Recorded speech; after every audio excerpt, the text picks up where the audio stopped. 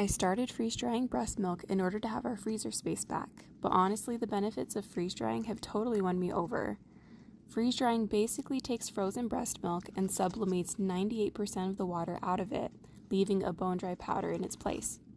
This keeps the milk from spoiling and gives it a shelf life of 3 to 5 years while preserving the nutrients and benefits of the original breast milk. I start by letting my milk go a little slushy.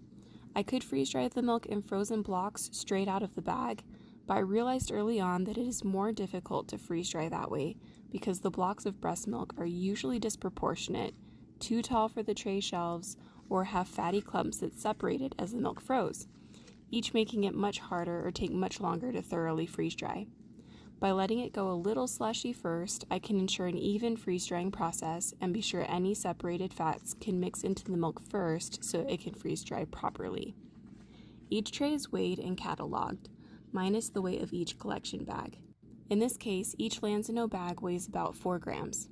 The pre-freeze dried weight will be important later on in order to calculate the powder to water reconstitution ratio.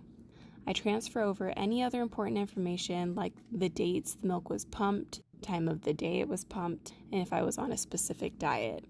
I turn on the freeze dryer and give it 15 minutes to cool down before loading the trays. During that time, I pour the milk into individual bowls and get them ready to fill the trays with. When the freeze dryer is ready, I can then load the trays and pour the milk into each one. This part makes me a little nervous. The kids have to either be sleeping or with my husband when I do this. When the trays are filled and ready, the freeze dryer takes over the next part.